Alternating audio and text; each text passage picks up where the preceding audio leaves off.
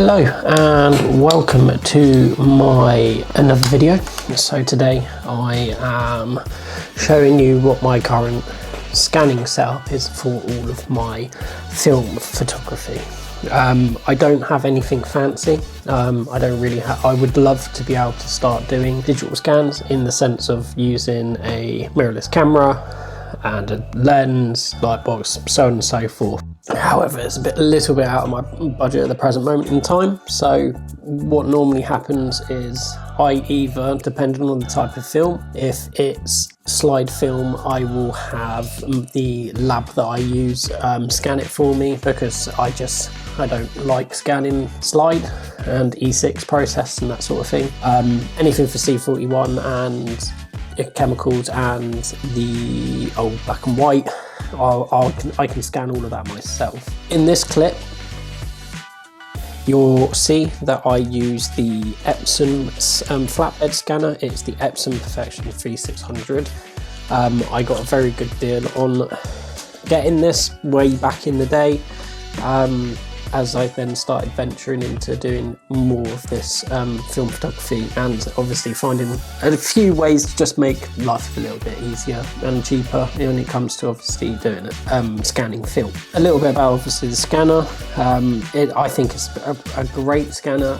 I use it predominantly for all of my film, apart from, like I said, the E6 chemical process. I do use this scanner to basically scan in my medium format film and also my 35mm film. I am eventually looking at potentially venturing out into larger formats, and it will do 4x5, but it won't do anything larger than that, and that's something that future Brandon can worry about. It can do up to 12 frames of scans, and you get these mounts. So this one is for medium format, and then you get this one for 35mm, and also the ones where you can put them in the little slide boxes. However, for today I'm scanning some Ilford HP5 and will do that process from there. It does also have capabilities of removing like dust particles and things like that. However, there are sometimes still some corrections that I have to do through my own editing process as well. Today I'll be scanning some medium format film. This is Ilford HP5, and I do want, it's not a sponsored video, but I do want to give a shout out to Take It Easy Labs. They are a phenomenal lab. Their customer service is absolutely brilliant. They're one of the only labs, I've tried a few labs, but they're the only ones that have always been massively consistent with what they do. They're just great at what they do. So if you ever need film or developed, they also do sell film, then definitely check out their website. They're brilliant. The film I'm doing is, I think the video's already been out now. However, it is from the Zenzabonica video that I did. So I need to get some of this obviously scanned in and sorted. So I'm going to do also some screen recordings from this point, so that at least that way you can see what I do on this side. Righto, so as you can see, the first thing that I will do is, within my archive and hard drive of everything I do, I'll be making a folder for it. So this is Ilford HP5, and we're going to put, and then once I've done that, just to make my life easier, we've got scans. So next thing I'm going to open up will be my Silverfast. So I've just got to turn on the actual scanner and then open up the software when it decides to wake up. Perfect. So we're going to move on. First of all, gloves to handle the negatives, because you should always have gloves when dealing with your negatives. If you don't, then have some respect for them, because at the end of the day it's your hard work. You don't want fingerprints and grease all over it. you're already going to have to clean it for dust. Face it downwards. The best way is to have the wording face away from you. We're going to fit it into first section, pop that down. Now I did used to have an air blower, but I have no idea where that's gone. It's disappeared. So currently the only thing I'm using is this microfiber brush just to give it a clean. And then what I will do is just a quick cloth, because again, lost the air puffer. Just wipe the flatbed down, whack that in. So now we can pre-scan, and it will start pre-scanning the 3 photos that are in that section. Because I've got it on such a high, like a full resolution at 3200 ppi, it does take a little bit of time to obviously do its thing. The first thing I'm going to do after I've done the pre-scans is just make sure I have the correct folder selected for when I want to save these to, so just do that quickly. What I would also do is play around with necessarily, if it's like just for example some newer films that have come out, because they don't have their own prefix saved into Silverfast, because the Silverfast I have is a bit of an older software. What I will do is I would work it out myself and go on like Reddit, Google, find the best ways of how people have talked about it, but thankfully it does already recognize Ilford HP5, so I can put that in there straight away. And what I'm going to do is want to keep that open just in case I need to change the exposure. So these are my 3 scans. Obviously the top one's was one of the first ones, so it just is what it is with that.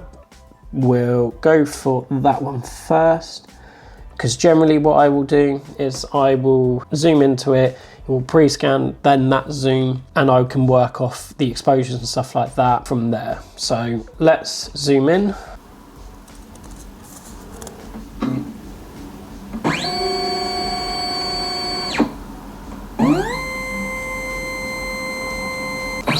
There we go, we're zoomed now into this photo. I can just line it up a bit better for the actual scan.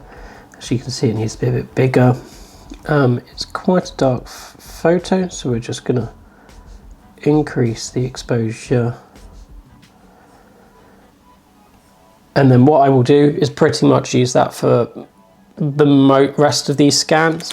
So the only thing that I would say from the rest of these scans is because these were inside, then I can do, obviously, if they were all the same, like, so I've got 2 more for the inside of this property that was at National Trust.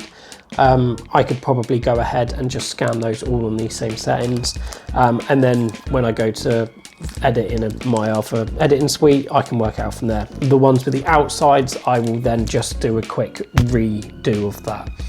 Now that's been done, I'm zooming back out, and all I have to do is now click scan. This will start its process. You'll potentially hear it as well because it's not a quiet flatbed. There you go.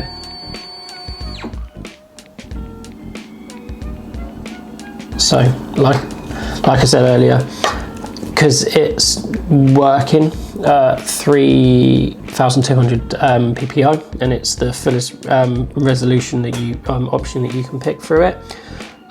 It's obviously going to take a little bit of time. I don't do it for all of the photos I do, which depending on what the film is that I've shot, so on and so forth, it doesn't always necessarily warrant it. And if you're going to be scanning in colour film, so even things like portrait, it takes quite a while because you'll end up doing it does a first scan and then it's got an infrared scanner on it as well, so it will basically do all of it at once. However, that's why I don't like doing E6 films and so on and so forth, because there's no real like ultimate settings. I haven't worked it out. There is probably a way, it's not not for me.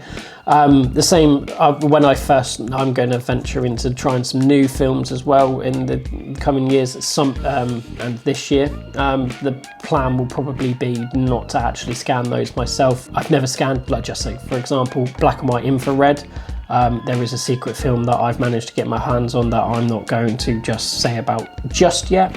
But I probably won't scan that either. I will have someone scan that for me. I will then obviously try and, I think, learn how to do it myself. But that's generally my process of how I do everything on here. So what I would do is, now I've done that one, I just need to line it up with the next photo, which that seems pretty good. And then again, I can either zoom in, just check what I'm happy with and everything like that. However, they're all the same circumstances, and because I remember what I did on that day and it's pretty fresh still in my mind. All of them were shot at the exact same exposure, f-stop, so on and so forth. There was no pushing and pulling of anything, so I can tell you it's pretty straightforward. So I'll just press scan again, and it will continue now to scan onto the next ones. And there you have it. That is pretty much my setup for scanning. Eventually I would like to look at getting a scanner that you can obviously use the mirrorless camera and having a look down. I don't think, I know you can do it on a budget. It's not kind of feasible with what I'm doing at the moment, but that is something that future branding can worry about. I'm quite happy with this setup at the moment, and like I said, for any films that I'm not confident in scanning, I just get the lab to do it anyway. But yeah, that's my process, I think. Thank you ever so much for watching this video. I really appreciate it. Please subscribe, and my print store is open, so link into the description.